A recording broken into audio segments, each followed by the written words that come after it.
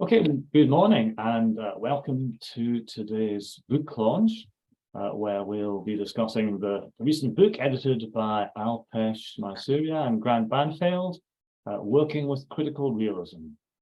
I'm Dave Elder-Vass, chairing this session on behalf of the Centre for Critical Realism. And today we'll have a couple of presentations, couple of intermingled presentations, I think, from ALPESH and Grant, which will take up to about 20 minutes. And then we're going to have some commentary from Lee Price, the editor of the Journal of Critical Realism, who wrote a short foreword for the book and so is reasonably familiar with it. And after giving ALPESH and Grant the chance to respond to that, if they feel they need to, then we're going to have a question and answer session with yourselves, the audience. The Centre for Critical Realism, which has organised this, is concerned with supporting and promoting the development of realist theory and philosophy, and we do that partly through organising online events of various sorts. You know, we run the Critical Realism Network website, Twitter account, Facebook page, YouTube channel, and partly by acting as the editorial board for the Critical Realism book series that's published by Routledge. And today's event is a kind of coming together, if you like, of those two wings of what we do, because today we're celebrating the launch of a book in the Critical Realism book series, edited by ALPESH and Grant, which collects together the experiences of a number of researchers of starting to work with critical realism to help others who might be kind of approaching that challenge.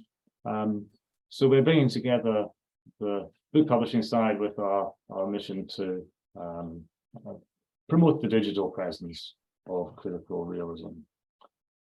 So first of all, ALPESH, Dr. ALPESH MAISURIA teaches in the critical education unit area at the University of West England in Bristol in the UK.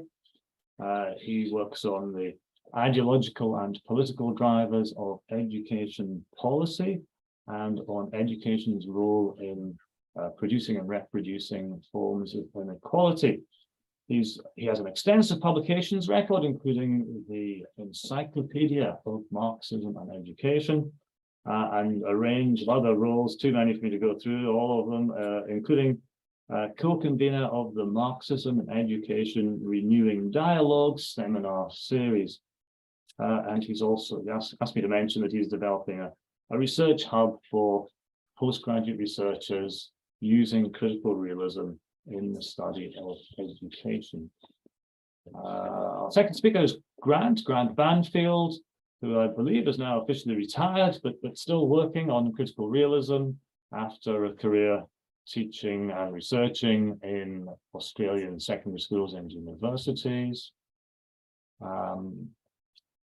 He also works in the education area and also works in that space in the relationship between realist philosophy and Marxist social theory, and is interested in what possibilities that gives us for the advancement of education as an emancipatory project. So I think it's clear already from the bios that ALPESH and Grant have quite a bit in common.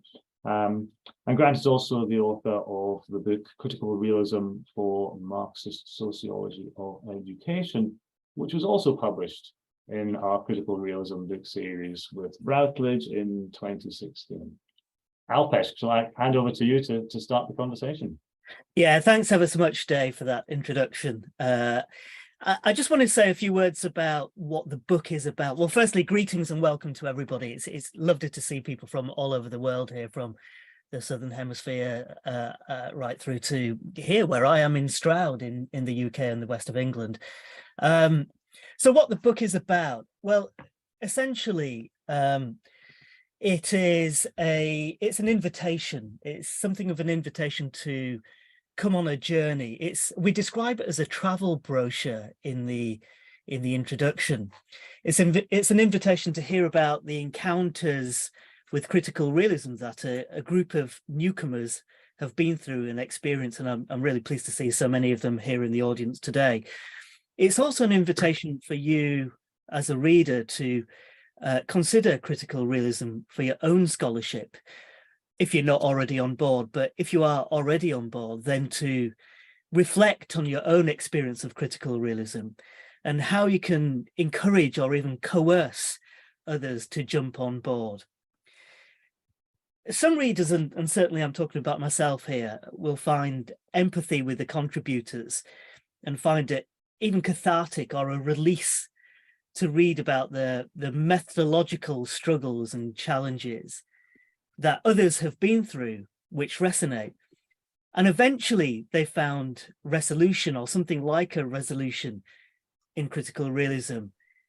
But that in itself has also brought its own struggles and challenges. And this is what we asked the contributors to account for in their chapters. Now, these challenges and these struggles that I just mentioned, well, critical realism has been something like a resolution to these people who have come to critical realism. But critical realism is also notorious for being, and the word bewildering is the word that we use in the introduction, and others have used as well. And especially bewildering for those people who are not steeped in the language and the content and the history of philosophy and science, and non-traditional students. And I'm really talking about myself here. The Bhaskarian tradition is littered with references to key characters in history that I'd never come across previously. People like Locke, Hume, Kant, Hegel, Parmenides, Heraclitus, Plato. And I really like Mervyn Hartwig's phrase here, and I'm going to paraphrase. It's sometimes impossibly difficult or downright obscure. That's what Bhaskarian critical realism can be seen as. However, and this is the big however, what's common across my experience, Grant's experience, and all the contributors to the book is that whilst we've all found it a steep climb, hard work, quite frankly, critical realism is hard work, it's well worth it. It's well worth it. And the journey itself is worth it too. Unlike 20 years ago when Grant and I started on the journey of critical realism, and if we got time, we'll say more about how we both came together to write this book, and it's been a long journey for us, and how we came to critical realism itself. Unlike 20 years ago when we started, there's lots of critical realism books now and texts that are introductory and accessible, but we believe that this is the first book of its kind to provide the real kind of personal experiences and accounts of those people who have been on that challenging journey and the struggle through critical realism, and have found it really useful to their own methodological dilemmas and troubles. And what's really, really nice is that these people who have been through and going through that journey are now able to write the travel brochure, to use the same analogy. It's a personal book. It's a, you know, for Grant and I, it's very much, it's been a personal journey, and it's been a labor of love over a long period of time. I think we've been kind of talking or writing the book for a good kind of 10 years or so, 15 years when we first met.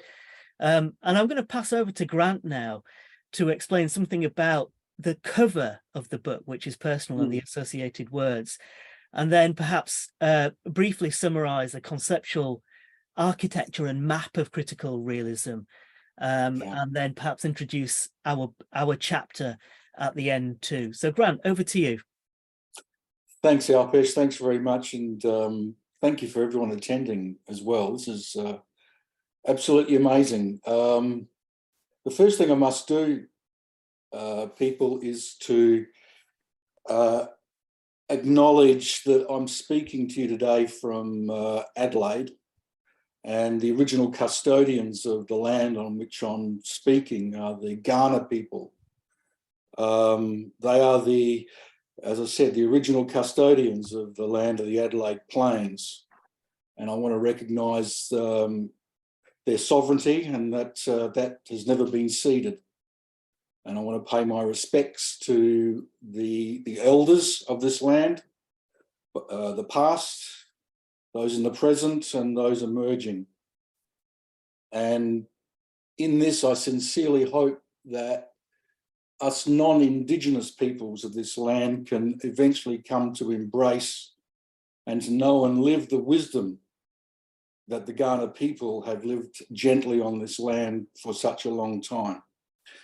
I can clearly say that the Ghana people, the Indigenous people of this place, are the original critical realists. I wouldn't have been able to say that when I began my journey in critical realism, but I firmly believe that. The Ghana people are the original critical realists from this place. ALPESH has invited me to speak about the cover of the book, and I rather boldly offered this as a suggestion for the cover right at the last minute. I can see ALPESH having a bit of a grin on his face here about that. It probably means nothing to anybody at the moment besides myself and maybe to ALPESH, but I'd like to just go through how it came to be. That, in fact, is what I call a splash painting. I don't know if anybody else uses that term. But about 15, 20 years ago, I got this desire to do some painting. I have absolutely no skill whatsoever in painting, but I had this desire to give it a go. And I had in mind that I wanted to put something on canvas that represented movement. At the time, I didn't know why I wanted to do that, but curiously, it was at a time when I was rereading Bhaskara's dialectic, and also Marxian texts on dialectic as well, particularly Bertel-Ollmann's text. So the idea of movement was firmly in my mind, and I just had this idea of putting some stuff to canvas. And so I bought some canvas and some paint, and all I had in mind that I was going to splash stuff on there. And I had various attempts, and one in particular caught my eye. The others found themselves in the rubbish bin. And the one that caught my eye is the one that's on the front of the cover. It I ended up framing it and putting it in our living room, and it still sits there today. It's an interesting piece, for me at least. There's something in there that caught my eye. I didn't know what it was at the time, but it drew me into it. And I continually saw in there an eagle. There is a beak and there was a defiant eye. But it wasn't just an eagle that one would see in a realist painting, I suppose, but it was one that was exploding. It was one that was an eagle, but becoming something else. And I kind of intuitively understood this as a dialectic. But it was an eagle frozen in time as well. It was at that moment when it was becoming something else. It was an eagle, but it wasn't an eagle. It was a full stop, but still in that full stop, in that kind of abstracted form. One could see movement, but there's no movement there, really. It's just a pause. And it might sound crazy, but I was captivated by this image, and I would often sit there for lengths of time just looking at it on the wall. And I began to imagine that it was an eagle traveling at the speed of light. What would happen to a being if it managed to travel to the speed of light? And this is kind of what I saw. It became for me a metaphor of change. So I carried that with me. And at that time when ALPESH and I were speaking about what goes on the cover of the book, mate, what are we going to do? Do we take one of Routledge's usual things and just leave it? And I said, you know what? I think there might be something. What do you think? And at that moment, and ALPESH said, why not? I began to think about it more, and I thought, if that's an eagle traveling at the speed of light, what would I be if I was traveling at the speed of light? Can you see how the metaphor was changing to bring something else into the picture? Some other part into that. So I began to just play around with that, as I think dialectic does. It plays around things, with things. Metaphors come up. We begin to imagine the world in different ways, and we begin to imagine the possibilities of future in ways that perhaps are not obvious to it at the particular time.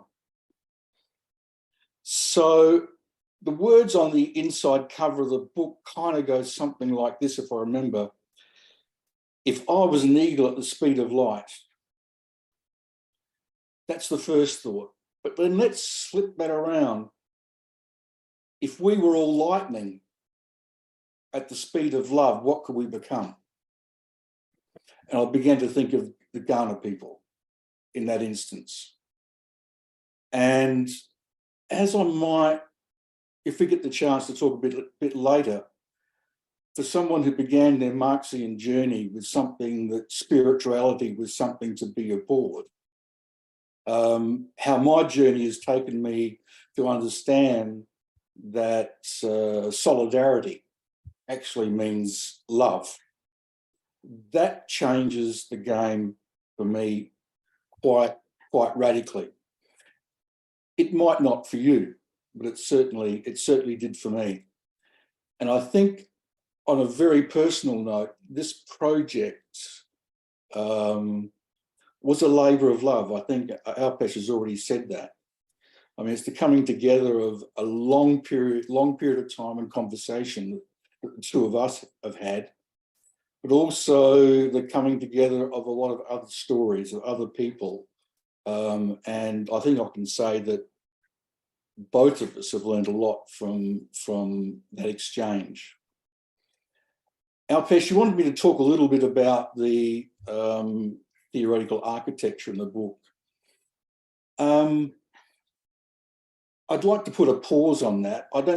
My opinion is we don't really need to do that. People can read that. We may come back to that in bits in Q&A, but I'd like to leave my bit there. I'd like to leave the front cover in the foreground for the moment. Have you got anything to respond to that, ALPESH?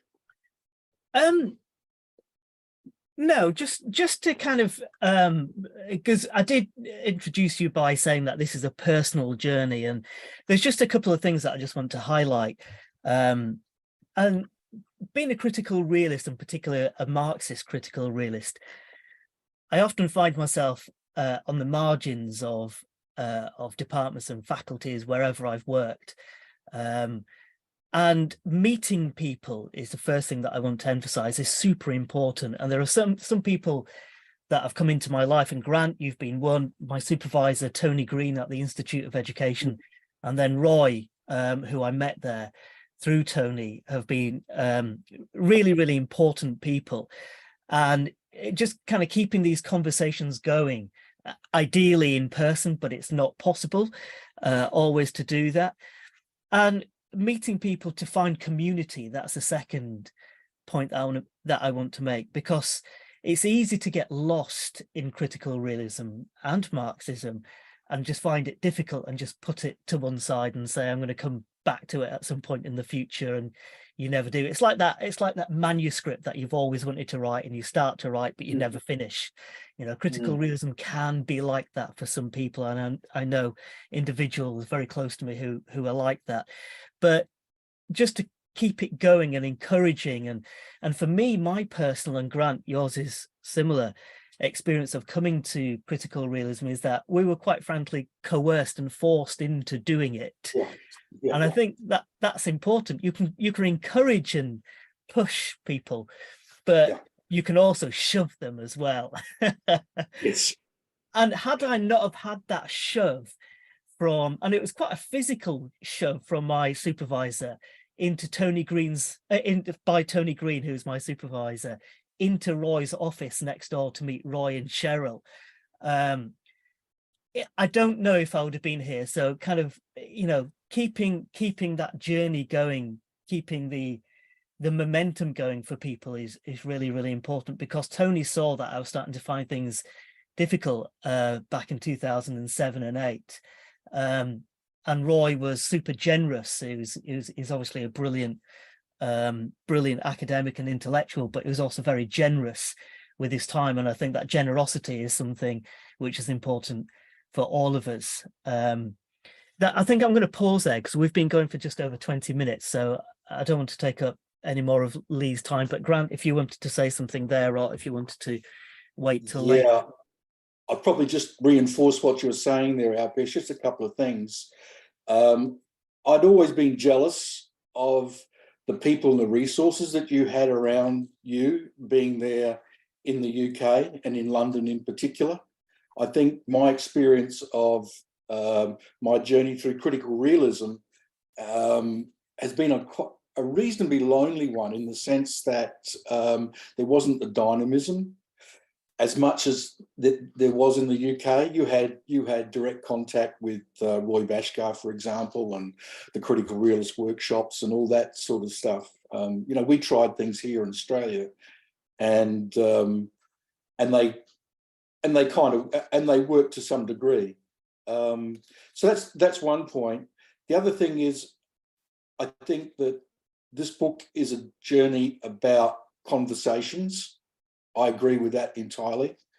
And the chapter that I wrote with two of my students, Selena and Loretta, I think that that ended up talking about those kind of conversations and how important that is, and how important we all came to critical realism and entered critical realism in different places. I think your start and my start in critical realism, maybe because of our supervisors, was that original critical realism, and that's where we started. But my students came at it from the philosophy of meta-reality. That's where that's what got them going. And I was really conscious of pushing them in directions that I wanted to go, and they didn't necessarily. So people might pick up in that chapter my probing. You know, did I push you too hard? Did I push you in directions that I wanted you to go? So I was really conscious of that in the conversation. So that's another part, I think, of conversations, and if you like, that supervisor student, if you can use those terms, relationship. But in the end, I think any good relationship like that, you kind of lose yourself in the relation. You become someone else. The teacher becomes the learner, and the learner becomes the teacher. I think that's when you know you've got something that's really going well, when you lose yourself. Yeah. So perhaps I might leave it there, ALPESH, and there might be more things to be said later. Great, thank you, Grant, thank you, ALPESH. That was fascinating. I'm going to ask Lee Price to say a few words now. I think I said already, Lee's the editor of the Journal of Critical Realism and wrote a foreword for the book. She's worked a lot on equal philosophy and interdisciplinarity, also in the field of education, and did some of that work actually with Roy Bashkar in his later years. So Lee. Thanks, Dave. Thank you, Dave. Well, just to say how happy I am to be here today, and just to see so many interested people. And you know, this book really is a watershed book, I think, in many ways. It's just wonderful to see the connections, you know, between everyone, and how far-reaching critical realism has become. And it's also very interesting to see how critical realism has changed over time. So really, to understand where Roy Bhaskar was when he first started writing, you have to realize that he was working in a context where you couldn't say the word ontology. I think somewhere he says it made people uncomfortable. And there was a kind of frisson in the room if you used the word ontology. And so he was working really trying to overcome a lot of the relativism and the irrealism that was sort of dominated the academic arena at the time. Now, of course, the backdrop to that kind of postmodernist, post-structuralist view was a critique of positivism. And what was going on, I think, was that you know, we gained an excellent critique of positivism from a lot of these thinkers, post-structural thinkers. And so we really should be grateful to them for bringing attention to much of the problems with positivism. But unfortunately, what had happened was that we were misdirected in our attention away from the actual key problems of positivism. And so in fact, postmodernism stopped, ironically, it stopped us being able to deal with the main problems with positivism. And so Roy had to kind of clear that baggage away, clear away the path of the post-structuralists and irrealism to allow us to properly deal with the problems of positivism. And, you know, the connection, of course, between positivism and activism against capitalism, against neo-colonialism, against neoliberalism, all of which are kind of connected, is that positivism, as Roy said, was the handmaiden of these oppressive systems. These oppressive systems depend on positivism to exist. And it's only now really that we've cleared the path that was kind of blocking our way, the irrealism and the relativism of some of these other philosophies, that we are finally able, I think, to more adequately challenge positivism. And I think that it's no longer problematic to use the word ontology. I think a lot of that work that Roy was doing has kind of been done. There's a few outliers, of course, people who are still very much irrealist. But strangely enough, I think what's happened is there's kind of been a backlash. So as we've challenged those post-structuralist perspectives, there's been a backlash towards positivism. And so, in fact, the challenge I think that we face now is, again, we're directly faced with positivism and empiricism. And there is a strong rise towards these. It's no longer being properly challenged. And it's created a crisis in research, a crisis in society. I mean, if you look recently in England, there's what some of you who are not English might not know, that we have in England, there's something called the Ofsted. And it's a way of measuring the quality of education, especially schools, English schools. And people are rebelling against Ofsted, and Ofsted epitomizes the positivist approach to measurement and research. And it is highly oppressive. So really what we're doing, and so why I'm talking about this now is because it was fascinating for me to see how many of the thinkers and how many of the papers in this book with Grant and ALPESH are in fact quantitative. Okay, so whereas 10, 15 years ago, most of the critical realists were coming from a qualitative perspective, a lot of the new critical realists are coming from a quantitative perspective. And really encouragingly, they are taking on board the criticism of positivism and bringing it into the quantitative arena. So, and we're finally getting, I think, we're finally beginning to see how we can work truly in an interdisciplinary way, where both qualitative and quantitative studies are given equal kind of rights as research approaches. And so I'd just like to quote one thing here that was written actually by Catherine Hastings. And I think that this is really important if you're working with quantitative data. And she writes, so she's basically challenging positivism. And she says, instead of conceptualizing events and their regularities or patterns as the fundamental unit of analysis, as is typical in the more positivist-orientated quantitative methodologies I've been taught, realism required me to focus on exposing the underlying structures of the world to uncover causal processes.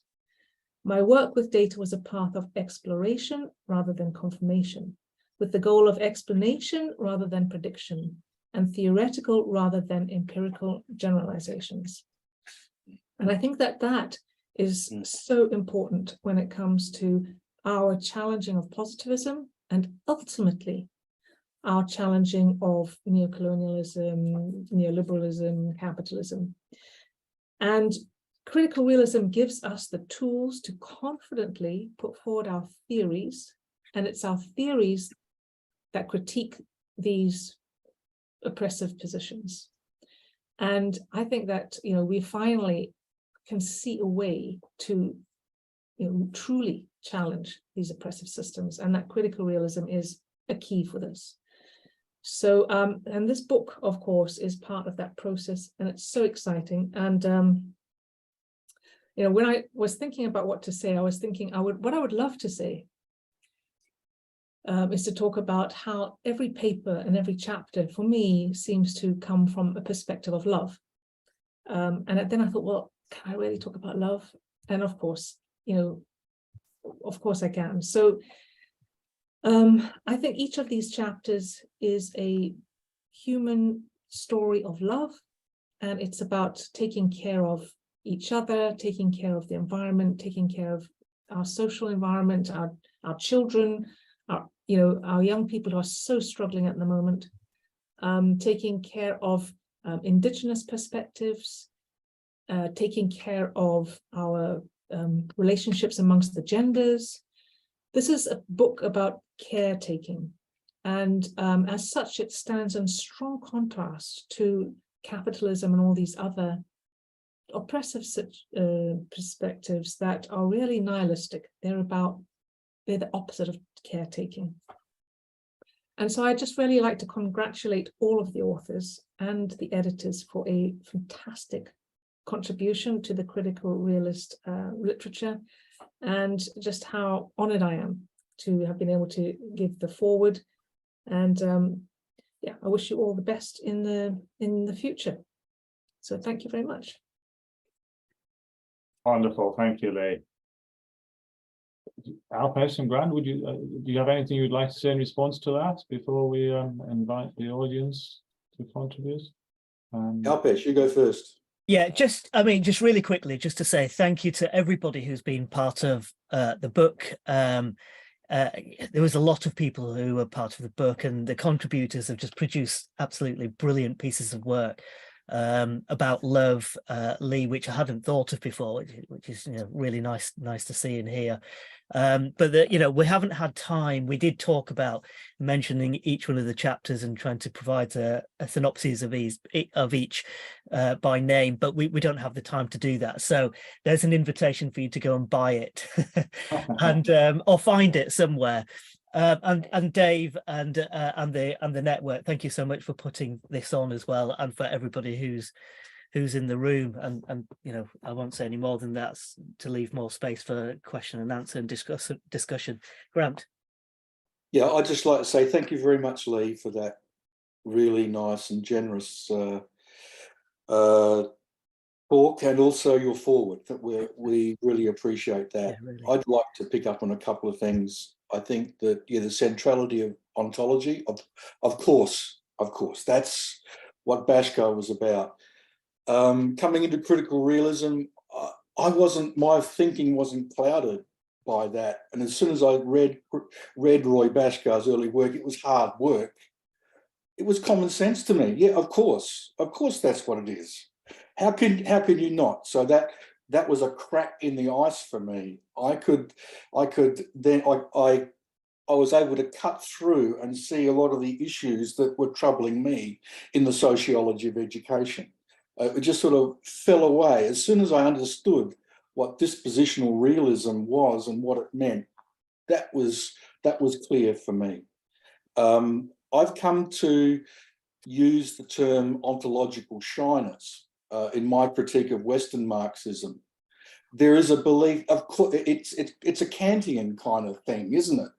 It's like, yeah, of course there's a reality separate from us, but we can never know it. There's this retreat, there's a shyness, and the boldness of critical realism, I think, allows us to get past that shyness, and I think has been particularly important for me. You mentioned again, Lee, love. I think that is absolutely critical. I mean, for me, as a pretty much classical Marxist, to actually admit that that's the case, that is the ground state, I firmly am wrapped in that. If solidarity doesn't mean anything but love, I don't know what it is. And it's not this romantic Hollywood thing. It's a connection with things that are bigger than one, and it rests in the power of humanity to make a difference and make a world worth living in. That, for me, is critical realism. That, for me, is what Marx's project was.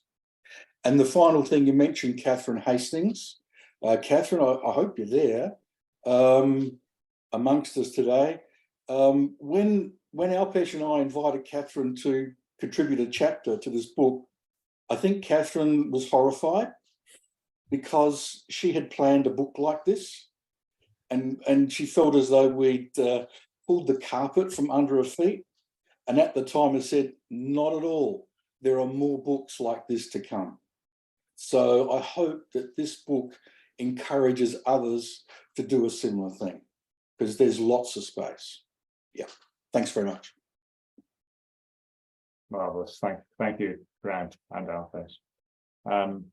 So I am going to open this up for contributions from the floor, and we're going to use the facility that Zoom has, where you can there's the button. I think there's a reactions button at the bottom, isn't there, of your screen? And there's a raise hand button. But if you raise your hand, then that will put you into, if you use that button to raise your hand, that will put you into the queue to ask a question. So I will try to take people in the order that they ask their questions, which is easy for me because I can see them at the top of a little list on my screen. So I'm going to go straight to Omar, who is asking the first question. Please unmute yourself and ask your question. Hi, everybody. Can you hear me? Yeah. Just thank you really for this invitation, ALPESH and Grant and Elder, this book launch. I'm one of the contributors, one of the authors in this book. My chapter was about my own PhD research journey, where I used critical realism to investigate knowledge production in research on boys and masculinities, including in contexts like Australia, Canada, the United States, and the UK. And I think, since people have been sharing their own first-hand encounters and experiences of critical realism, mine was also rather funny a bit. So I was based at the University of Manchester. I walked into my supervisor's office, Professor Helen Gunter, who's an educational leadership specialist. And I said, I'm going to use critical realism, which I was introduced to very, very briefly in my research training. And that briefness, by the way, was why I was interested in it, why I was intrigued by it. And I said, I'm going to use critical realism. And she said, I have no clue about that. Go write 7,000 words about it. And indeed, that was a very helpful exercise. I just found myself having to write literally 7,000 words, a long methodological essay. Well, not really a methodological essay, a philosophical essay, but with an emphasis on sort of extrapolating its methodological implications for my project, which was really helpful. And I still go back to this essay today, which was written probably in 2016 or 2017. My own reflections on critical realism. I suppose I've got a question which kind of ties with Grant's last comment regarding the centrality of ontology. It's really rather well, I don't know which word to use to describe what's happening currently in the UK with the debates on transgenderism, for instance. Because recently I introduced myself, I self-identified as a critical realist to somebody. And they said, oh, you're a critical realist. You people argue for the realness of biology. And, you know, I was kind of like ideologically boxed, almost instantly on the spot, ideologically boxed as somebody who supports biology. And I just found myself almost, you know, very frantically and randomly reflecting on biology and culture and trying to bring CR, critical realism, into the debate. But I suppose I don't want to go into the debates over transgenderism, but my question, more philosophically speaking, perhaps more methodologically speaking, as a community, I'm really, really interested as a critical realist community, how are we supposed to negotiate these very strong currents where there is ongoing work? I've actually read some work published by critical realists on the re-ontologization of gender and the gender identity. How are we supposed to respond to criticisms that arguing for the realism or irrealism of something might be very ideological? I don't know if I'm making sense. I don't know. I don't think I'm articulating myself properly, but you know, in short, what I'm trying to say, there is some ongoing work on re-ontologizing gender. Some of it is really fascinating, but there is also this possibility of slippage into ideologically contentious positions, which might be problematic for some people. You know, you're a revivalist, a revisionist. You're arguing for the realness of biology, for the realness of culture as well, for that matter. I don't know, I'm just interested in the audiences and perhaps in Grant's and ALPESH and Lee's own thoughts on this. And thank you for taking so long. So apologies, sorry for taking so long. Thank you, Omar. That's a fascinating question. Who would like to respond to it from amongst our panel? Yeah, I think that's a fascinating question. If I can jump in, or if I could be so rude to go first. Omar, thank you very much. And thank you very much for your chapter as well. I enjoyed that immensely, working, you know, commenting on it and taking it through. It was a wonderful experience. A good paper, a good chapter. I'm not sure I can answer your question, but I can respond. I'm a firm believer that no one can be a critical realist. There is no such thing. A critical realist, I think, a critical realism underlays, as we know, theories, practices. So there's no camp, I don't think. So I don't think we ought to be arguing from a camp perspective. I think that what critical realism offers is the chance to clarify. So I don't think that it's an issue of getting into debates about this or that. It's a matter of clarifying. That'd be my short response. And I say that just quickly from a background of trying to explain critical realism or critical realist perspective to many people. They think it's another theory, just like any other theory. And in my own discipline, if you like, or theory of Marxism. There's this great fear that critical realism is going to take over Marxism. That's not the case. It's not what it does. It can't do that. So I'm not sure, Omar, whether that answers your question, but I'd avoid getting into debates about this or that. It's like, okay, tell me what you think. Let's clarify that. Let's underlabour. That would be my response. Lee, I think you wanted to say something on this. Yeah. There's a number of things. First of all, just to say that there is not all critical realists, people who identify as critical realists would kind of identify as ideologically against transgender people's, like say born a woman who then changes to be a man, or a person born a man who changes to be a woman. And I think that debate in the journal is, we've got the debate between Jason Summersell and David Pilgrim. And Jason Summersell takes the position that actually even the people who claim that there's no biological ontology, they actually implicitly do have an ontology.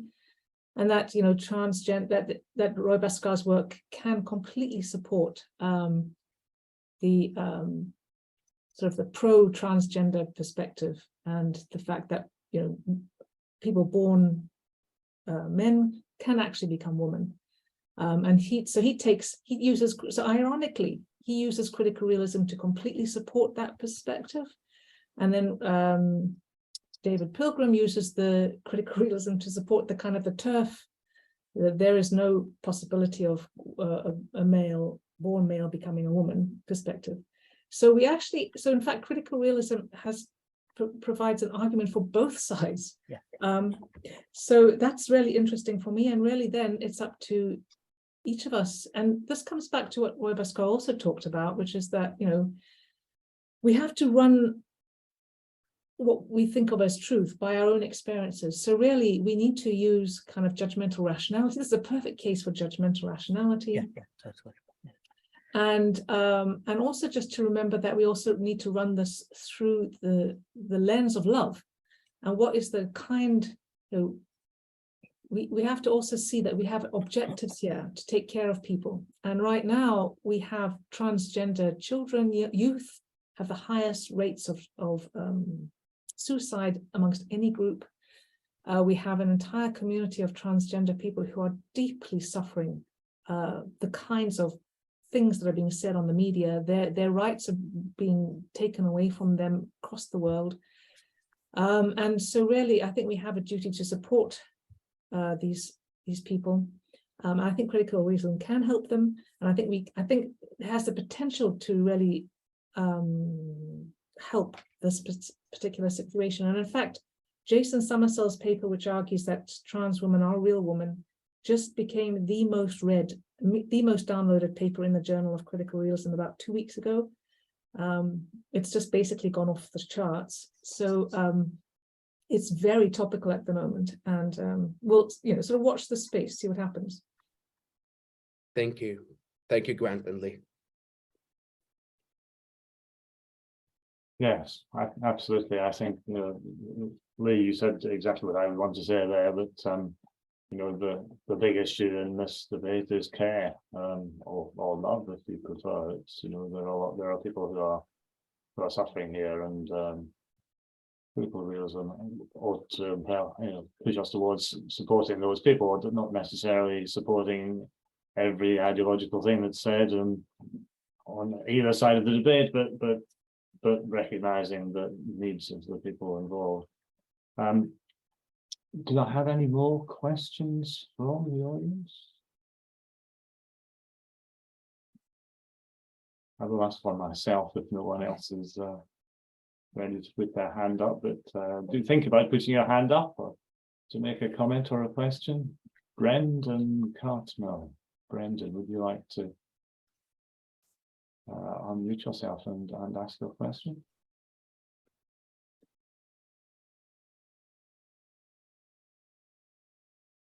Hi, Brendan. You're visible, but unmute thing. Yeah, I could do that. Yeah, thanks very much. Yeah, I'm not shy, so I'll jump in where angels fear to tread.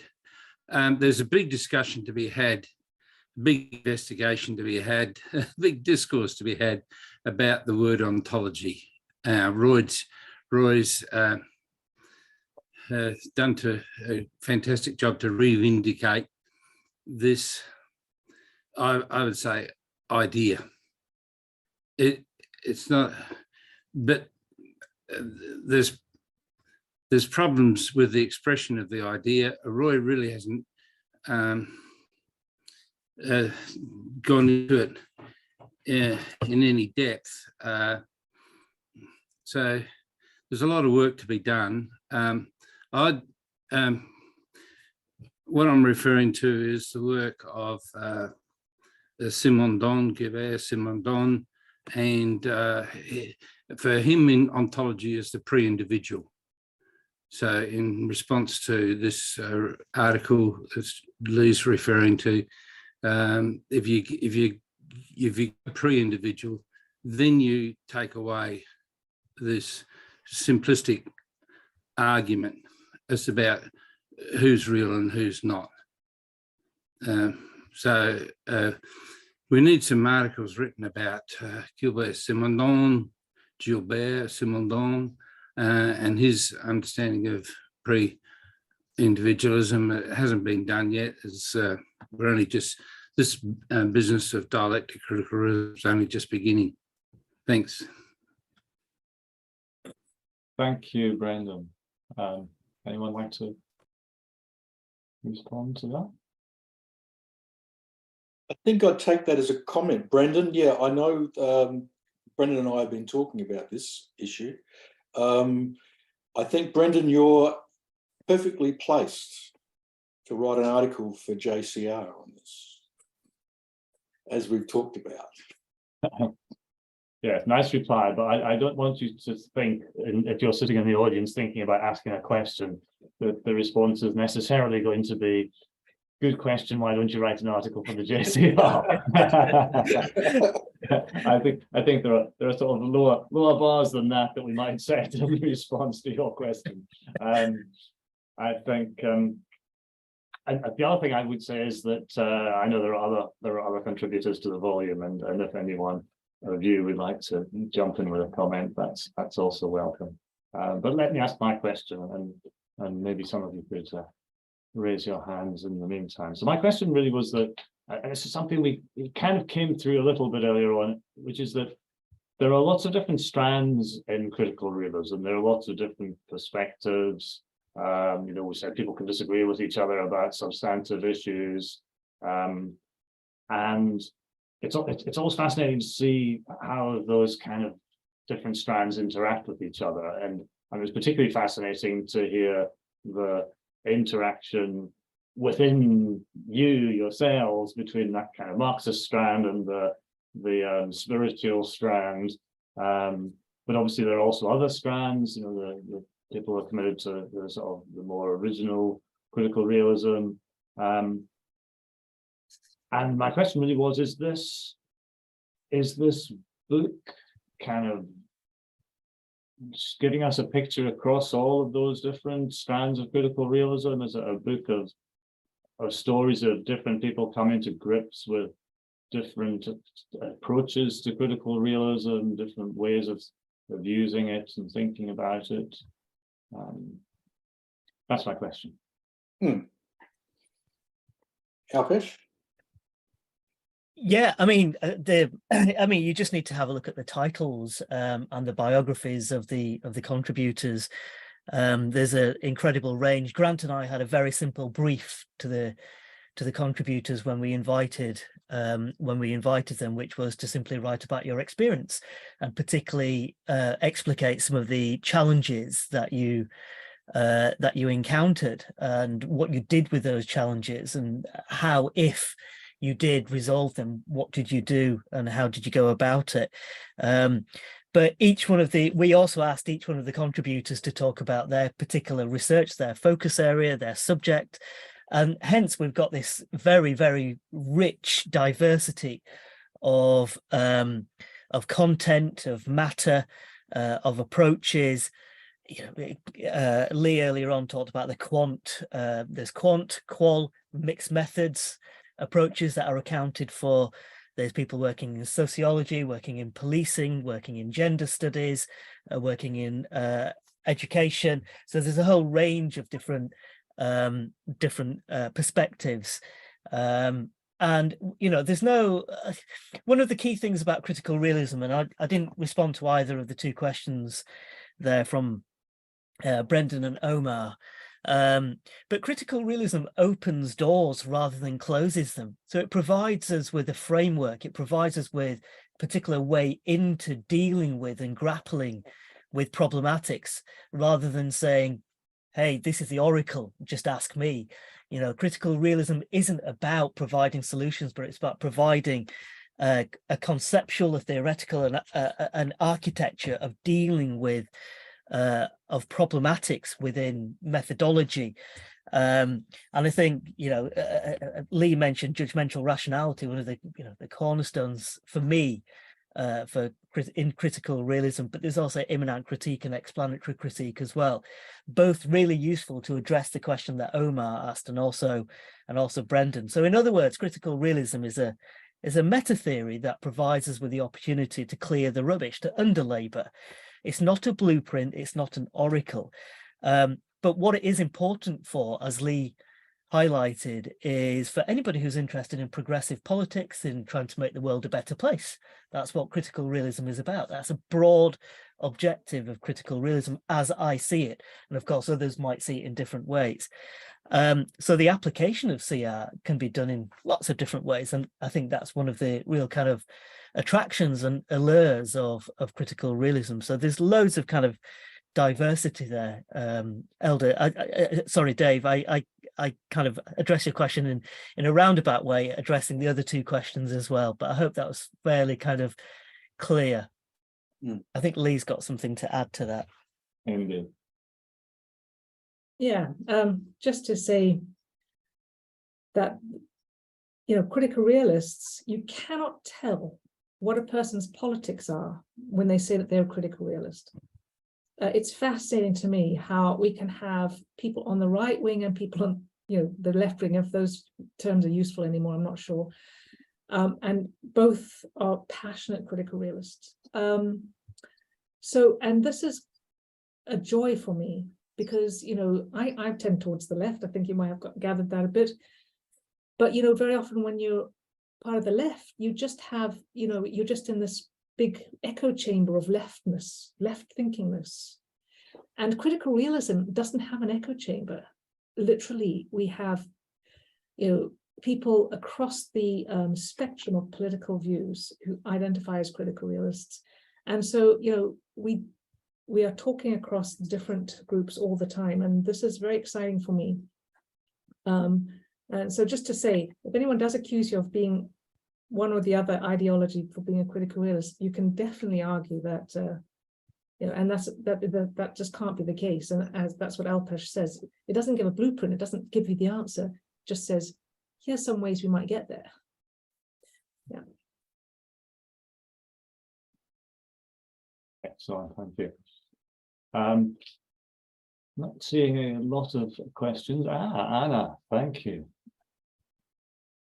So thanks so much for that presentation and for talking through everything. As somebody who's at the very, very start of my exploration with critical realism, having just started a PhD, using it as my kind of underpinning, I'd be interested to know, I don't need to know from ALPESH because we actually talk quite often as my supervisor, but from the rest of the panel, given that this is a reflective book looking at your practices, looking at individuals' kind of engagement with critical realism, if you could go back to the beginning of your journey with it, what would your kind of reflections on that be?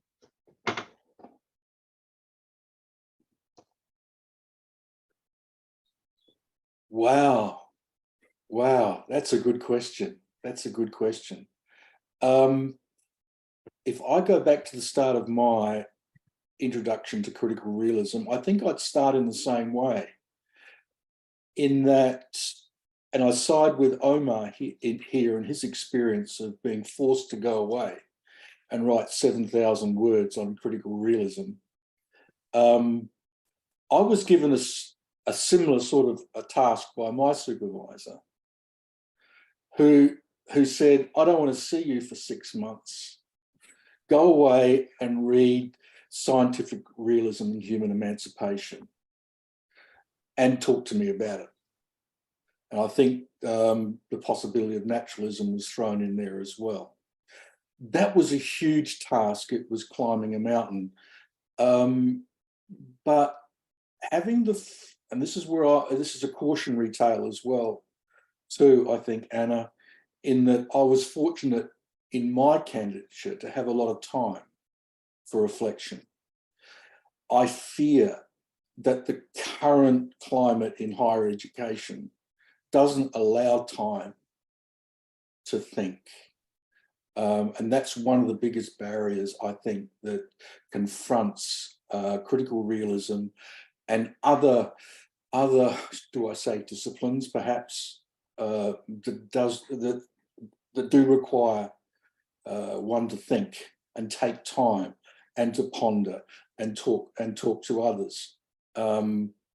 That then becomes an institutional issue. It becomes an issue between you and your supervisor, and how good your supervisor is at sort of massaging that sort of thing. But I would say, if I had my time again under the same circumstances, I would do the same again. Have time, be pushed to really have to read carefully and read deeply right from the beginning, and not be tripped up by having to have a research proposal completed next week. I think that's, so I would try my hardest to do the same again. Grant, are you suggesting that I should ask Anna to go write a 7,000-word essay like Omar on critical realism? She didn't want to hear. She didn't want to hear you, ALPESH. You can't talk to her. She said expressively, "I don't want to hear ALPESH." Quite right, Caroline. I think you're next on my list anyway. Yes, I just wanted to answer something to Anna. You know, there is a saying when every problem worthy of attack proves its worth in fighting back. And I think that that is the case with critical realism. And we should persevere is what I think. Really persevere, fight back, read back, go again. It's not an easy task, but it's nothing I think that is deep enough to transform our life. It's easy. And critical realism is one of those things.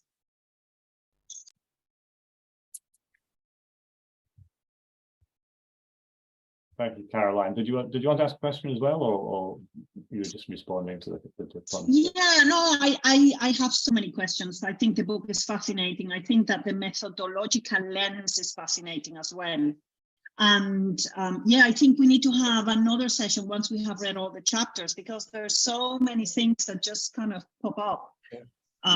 We have a reading group today with ALPESH in chapter 7, which is amazing. So yeah, it's really, thank you for the book. It's super, super helpful, I think, and timely for us who are new to this and trying to understand. And so you're not by yourself and alone in this endeavor. Caroline, I should jump in and say, Caroline, you should promote your reading group because it's one of a kind.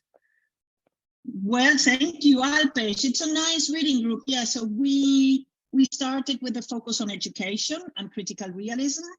And it has a particular way of working. It's very holocratic, if you wish. So each person guides a session and chooses a reading that helps them in their work. And so, yeah, it's once a month. It's the first Friday of every month. I do kind of the sending messages, but we really divide our responsibility monthly evenly by those who want to participate. So there is my email, I can write it in the chat. Whoever is interested, I add you to the to the email list. And we have the honor today to have ALPESH commenting on chapter 7, which is about vocational education in Australia. And the chapter is super interesting about neoliberalism and the discourse about quality and how it hides so many things that are not quality focused. So that's that's our task of today. And you're very welcome if you want. It's interesting, I think. It's very interesting. Thank you, ALPESH. Excellent. Yes, I mean, I guess that's one of the things that I didn't mention, that the Critical Realism Network has been encouraging, and that is we've got a kind of a network of reading groups, somewhere between about 8 and 10 different reading groups. Some of them are more topic oriented, like your education group. Some of them are a little more geographic. I know that Catherine is involved in an Australian, or not, perhaps Australian isn't quite the right thing. It's more of a time zone issue than a strict continental issue, isn't it? So it's more of a I don't want to say Asia Pacific, because I know there's also another Asia Pacific group, but there are a bunch of these different reading groups operating online, and there are details of some of them on our website, criticalrealismnetwork.org. But if you don't find one that appeals to you, then feel free to email us. There is a contact address, which I'll also put in the chat for the Critical Realism Network, and we can try and put you in touch with a network in your area, with a reading group in your area. This is kind of a general discussion group as well, and that gives me a neat segue into the next questioner, Adam Nichol, who's involved in running that group. Adam, do you want to talk to us? Thanks, Dave, and thanks to the panel. I found it really interesting, the discussions, and an excellent conversation. I think for me, what's really nice and unique is that we're almost digging beneath the surface and looking at what is happening in these projects. It's often hidden from published accounts. What are the decisions that are made, and what are the reflections of the authors behind pieces of work. And I suppose for me that links really nicely with the fallible nature that we all kind of take to causality, to understanding causal mechanisms. And I suppose that links to my question really, which is one I'm trying to navigate at the moment in collaborating with others from different philosophical positions who might kind of classify themselves as more constructionist, more interpretivist, more towards positivist end of the spectrum in some cases. So do the panel have any thoughts on, is it possible to work, well, I think for me anyway, it's certainly possible to work with others, but how do you navigate some of those tensions? And when we are publishing, how do you kind of position yourself in those pieces? Probably a broad question, but I'm just curious on any insights. Thank you.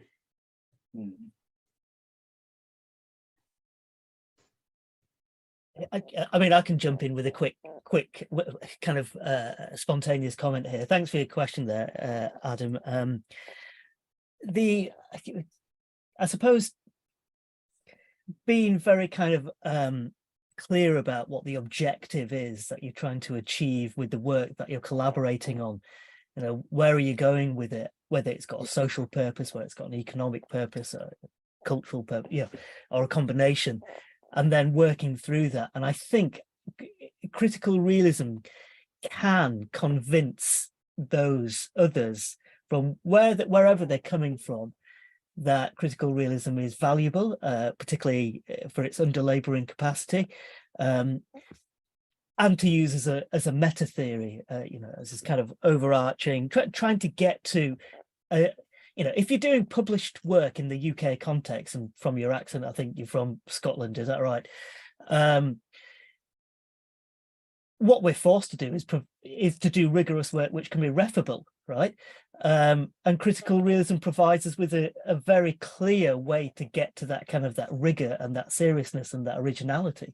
So that's the way that I would approach people, working with people who aren't obviously kind of doing the same kind of stuff that I'm doing.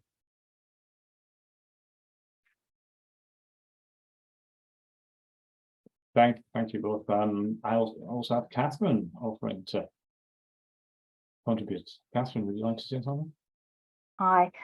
It was just really a reflection to respond to Adam's question, because since doing my PhD, where I really had no critical realist supervision, so was, you know, I guess got very used to having to argue for critical realism without putting people offside by sort of suggesting maybe that they didn't have the right way, which is often how people take it.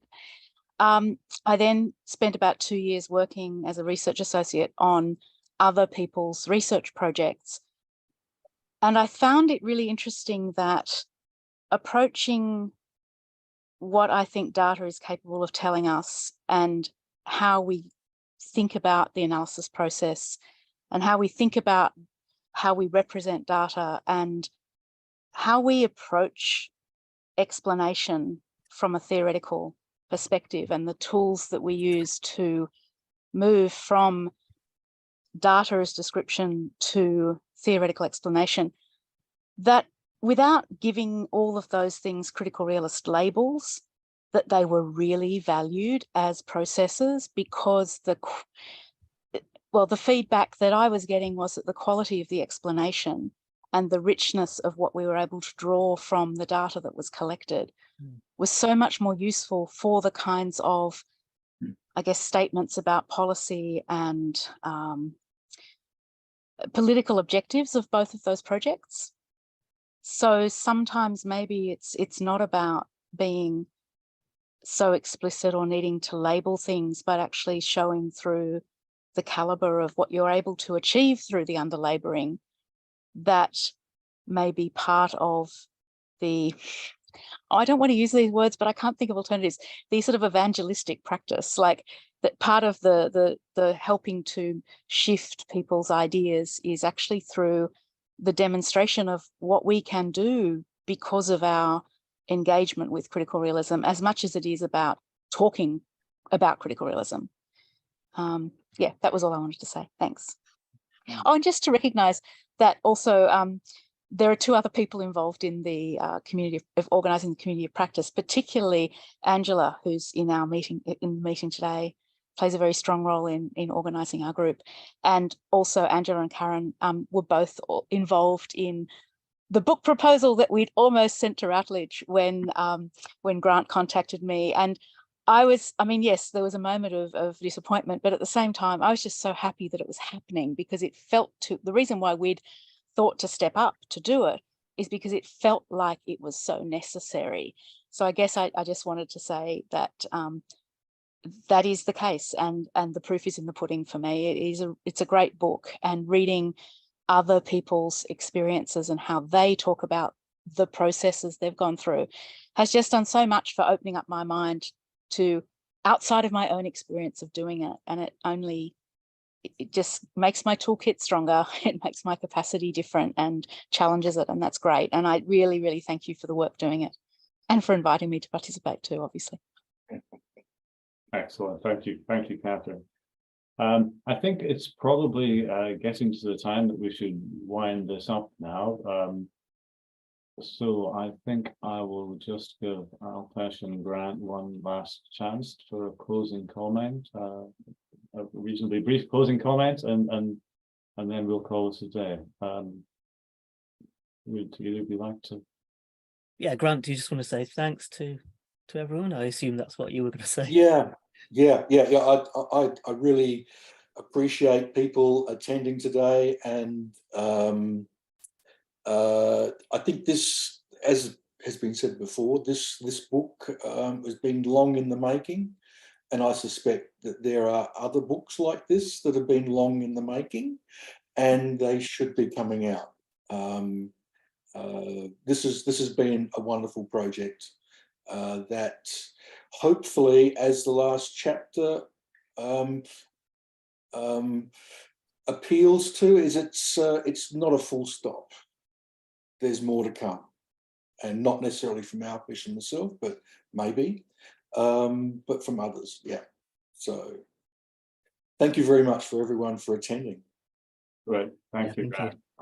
Yes, and I think you between you and all your contributors, you've produced a wonderful resource for anyone who's first coming into critical realism and wants to understand how that process has worked for other people, how it feels. I think there's a kind of element of not feeling so alone, because you can see how many other people have struggled through a similar process and then come out of the other end